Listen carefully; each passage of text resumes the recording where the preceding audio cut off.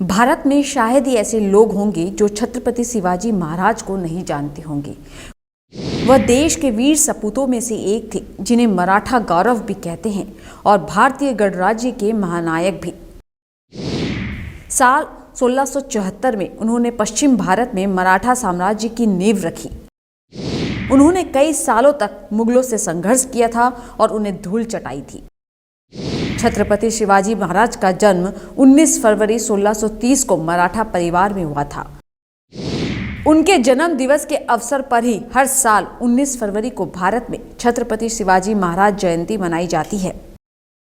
यह साल इस महान मराठा की 391वीं जयंती के रूप में मनाया जा रहा है। महाराष्ट्र सरकार ने तो इस दिन को राज्य में सार्वजनिक अवकाश घोषित किया है। छत्रपति शिवाजी महाराज को उनके अद्भुत बुद्धिबल के लिए जाना जाता था।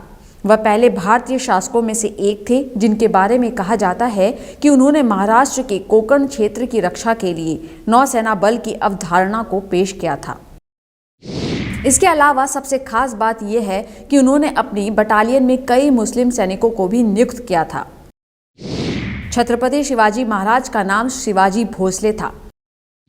साल 1674 में उन्होंने औपचारिक रूप से छत्रपति या मराठा साम्राज्य के सम्राट के रूप में ताज पहनाया गया। उस समय फारसी भाषा का ज्यादा उपयोग होता था, लेकिन इसके बजाय शिवाजी महाराज ने अदालत और प्रशासन में मराठी और संस्कृत के उपयोग को बढ़ावा देने का फैसला किया।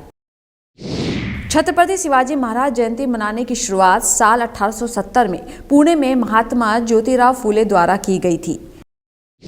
उन्होंने ही पुणे से लगभग 100 किलोमीटर दूर रायगढ़ में शिवाजी महाराज की समाधि की खोज की थी। लोग शिवाजी महाराज के सम्मान में कई सांस्कृतिक कार्यक्रम और जुलूस आयोजित करते हैं। शिवाजी महाराज के जीवन को दर्शाने वाले नाटक भी विभिन्न स्थानों पर आयोजित किए जाते हैं। सरकारी अधिकारी उनके जीवन और आधुनिक भारत में उनकी प्रासंगिकता पर भाषण देते हैं। महाराष्ट्र के लोग इसे अपना गौरव और सम्मान मानते हैं।